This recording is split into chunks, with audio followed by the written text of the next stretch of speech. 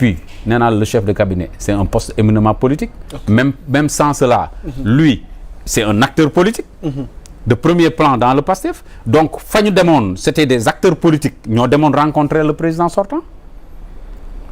Donc moom bu ci dellu si waatee et puis waxu fi dara loo xam ne man gis naa ne c'est révélé des secrets d'État boo xam ne war na mën a tax ñu limogé ko xëy na leneen moo tax ñu limogé ko mais bu dee loolu la boo daanelee rek waaw ci moom mi waxal boppam effectivement non moom sax mën na sax man waxam bii sax mu wax nii non defal naa man bii sax gëw ma ko ma ne gëwuma ko parce que l'occurrence est troublante non defal naa non l'occurrence est troublante non defal naa rek l'occurrence est troublante après nga tegal man gëwuma ko l'occurrence est troublante wax tey suba ñu ginnaaw suba ñu dàq la après ñu bëgg a wax ne non ça n'a rien à voir ak dañuy rafetal mais li leer ba des mooy ça gêne foofu laay daane la nag pourquoi ça gêne moom laa lay wax parce que cette rencontre fait allusion à l'autre rencontre day dëggal bële ça veut dire que bii Ousmane Sonko dafa sol blouson yéegal capuchon na mu ko daan defee mooy il aime ça hein, quand il fait des actes nocturnes là day dóor capuchon bi. noonu la demee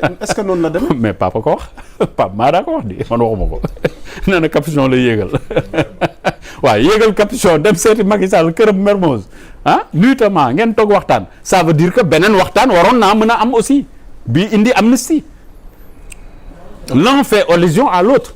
Maintenant nag li tax Pape Maada sortem bi c'est pas le contenu qui dérange li mu wax foofu dara garaawu ci mais c'est la forme le fait que mu révéler ko te ñoom ñu doon daw ne bële amul donc ñu gis ne waxtaan war naa mën a am malgré les difficultés c'est ça qui dérange. C'est important danañ ci ñëw maa ngi nuyu Bachir Fofana donc rejoindre na plateau bi yow moom Bachir xam naa dama lay jox nga nuyoo rek laataa may enchaîner nag ci contenu li nga xamante ni moom la Pape Maada Ndour wax.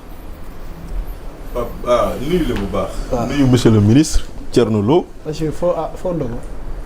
man de waxoon naa leen lu may def parce que dañ maa wax ma leen heure may leen balaa ma ñëw faw ma am fu ma jaar. Bachir jamono bañ a nettali lépp daa xew. waaw donc am bu baax kontaan te toog ak monsieur le ministre. waaw ndaxte moom xam na estime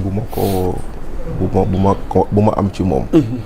ndaxte dafa di ñoo bokk na si ñoo xam ne ñii nii je les ai connus dans des fonctions ministérielles je les ai connus après les fonctions ministérielles et ce sont des personnes qui sont restées les mêmes sans changer leurs habitudes.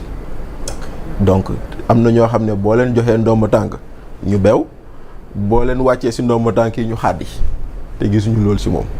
il est resté le même ouvert bu ñu xamoon di waxtaan di kii ak yooyu noonu donc am mbégte et puis c'est un démocrate gis naa page Facebook am day bind nit ñi ñëw wax lu leen neex mu nangul ku nekk xalaatam te nag réew mi nag loolu daf fee commencé tumuranke mooy nangul xalaatu nit keneen dafa commencé tumuranke sama mbokk waa Pastef fii dañoo gëm ni ku xalaatul ni ñoom rek baaxoo te àdduna bi nag mënta demee noonu yàllaa fi wàccee yonent bi ne islam mooy diine ju gën mais ñëpp gëmuñu yàlla ñëpp newuñu islam laa gëm kon nag bu dee yàlla mu mën a nangu démocratie boobu yow si weccoonte xalaat rek nga war a mën a nangu ku nekk xalaatam nuyu grand Amadou bu baax a baax nuyu aussi Papa Demba nuyu la yow donc li ngeen di waxtaanee nii man dama ci am beneen lecture te beneen lecture boobu noonu ça corrobore un peu lu Amadou wax la sortie n'a rien à voir avec le limogeage. parce que ci laa bëgg a dugg ni ma dégte que internautes yi bu ko defee nag léegi nga boole waale yow sa impression ci sortie bi ak moom li mu wax par rapport à la sortie alors donc Pape Maada Ndour hier ginnaaw bi ñu jotee xibaaru limogeage am il s'est exprimé en brisant le silence nee na depuis le partage de l'information relative à la fin de mes fonctions les Sénégalais de tous les horizons me témoignent leur soutien. Je les remercie du fond du cœur. Je voudrais juste préciser que cette décision du président de la République n'est rien liée à ma dernière sortie médiatique. Émission pour laquelle j'avais, avant d'entrer en contact avec le journaliste, reçu l'accord du président et à la suite de laquelle j'ai reçu les félicitations de Monsieur le Premier ministre qui en avait vu des extraits. Je remercie d'abord chaleureusement Monsieur le Président de la République de m'avoir choisi parmi tous les Sénégalais pour être son chef de cabinet et donc un de ses plus proches collaborateurs. Je le remercie ensuite de m'avoir donné l'opportunité en tant que commis de l'administration d'être au sommet de l'État. Je le remercie enfin de m'avoir écouté durant de longues heures parfois, consulté et partagé avec moi des moments uniques. Je connais sa détermination à conduire le Sénégal à bon port et je suis certain de ses capacités à y parvenir. Naturellement, je reste disponible aux côtés de tous les Sénégalais et avec mes frères de parti à contribuer à la réalisation du projet, là où le devoir m'appellera. Ramadan Moubarak, alhamdulillah, ala kulli ali. Pape Mada Ndour ma bàyyi la nga. man de balaa ma xam nga lii maa ngi koy soog a dégg. lii nii maa ngi koy wala ak sama kooru tey maa ngi koy soog a dégg mais man xam naa ni lii sortie boobu ça n'a rien à voir. Le limogeage obéit à d'autres critères comme nag moom wax na leeral na ni ça n'a rien à voir muy benn bu ma jàpp ñaar bis bu demee ba wax ñun tam ñu wax ci luñ ci xam mais c'est beaucoup plus profond que ce qu'on a voulu nous faire croire. Le limogeage n'est en rien lié. Maintenant de façon générale. Bachir foofu foog mu leer de. non man kay wax naa nga man moom dama bëgg. waaw léegi da nga bëgg mu dans l'esprit salam da nga bëgg mu leer. da nga bëgg mu leer dama lay junju. am na fi ba benn voyage ministériel d'un pays d'une autorité venant de l'Afrique centrale fa laay yem. non Bachir leerul de. fa laa mën a yem. non ñi may seetaan fi mu ne non nii Bachir non xam nga ne dans l'esprit salam quoi. non wuy ma ñu ngi nii di ma ko signaler. amul problème dama ne yaa Moussa. on est dans l'esprit salam. oui dans l'esprit salam je te dis. comme moom bind na Bachir yow sol gant ci li ngay leeral Bachir. non dëgg laa la wax dama ne comme moom nee na. le limogeage ou sa fin de mission. n'est pas lié à sa sortie te man ma loolu ma xamoon ko c'est beaucoup plus profond que ça fa laa mën a yem may tamit. C'est beaucoup plus profond que ce qu'on nous dit. Mais si ce n'est pas lui, c'est quoi alors? Ah, bon, c'est autre chose. Autre chose quoi? Il y a même un voyage d'un ministre d'un pays africain au Sénégal. Fala mën a yem ci loolu. Maintenant, de façon globale yaa Moussa dafa am loo xam ne état moo ko moom te c'est comme on dit on n'étale pas ses bijoux de famille en public loolay benn. Après, deuxièmement, il y a des fonctions ingrates dans l'administration et dans l'État. Chef de cabinet, directeur de cabinet, porte-parole, c'est des fonctions ingrates. Tellement ingrates que tu n'existes pas. Tu ne devrais pas chercher à exister.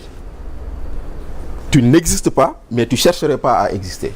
Et pourtant, c'est des fonctions éminemment importantes où, d'abord, c'est la confiance moo koy lal. Gis nga tey ji ma jox la monsieur le ministre a été kii nekkoon na ministre lu ko directeur de cabinet am joxul du ko gis parce que correspondance ñettay am correspondance normale bu jógee courrier egsi secrétaire général ventilé correspondance confidentielle bu ñëwee secrétaire général du laal directeur de cabinet mooy ubbi correspondance secret bu ñëwee directeur de cabinet mooy ubbi. Toujours ma ne fonction de premier ministre de directeur de cabinet c'est les fonctions les plus importantes dans l'administration et les plus fragiles arrêté moo la fal arrêté moo lay folli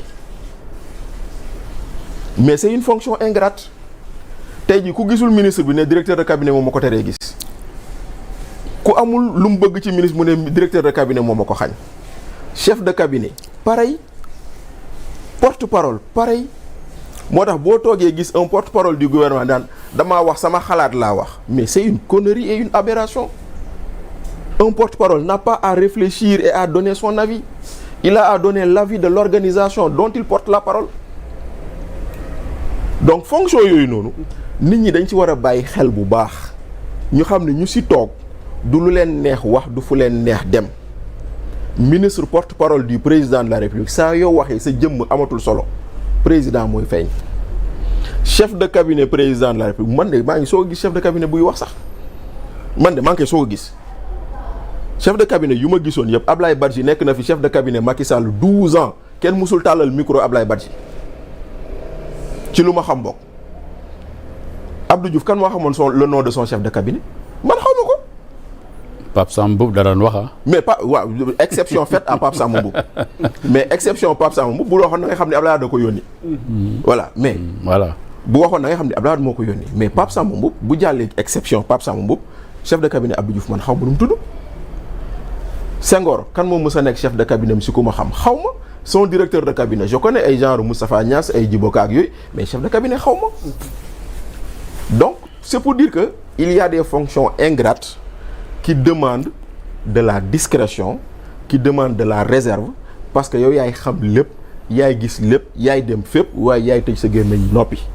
Bruno Diatta a traversé defe naa tous les présidents de la République du Sénégal de Senghor à Macky Sall defe naa bu ma juumul 1977 la dugg palais ànd ak Senghor ba mu dem ànd ak Abdou Diouf ba mu dem ñëw ànd ak Abdoulaye Wade ba mu dem ànd ak Macky Sall ba keroog yàlla di ko moom est-ce que mës ngeen géng virgule ñu ne Bruno moo ko wax ci mbedd mi te pourtant da ngay gis lépp xam lépp fekkee lépp di dugg dans les appartements privés du président fu kenn dul dugg di ko fekk dans des situations yoo xam ne nit du ko fekkee noonu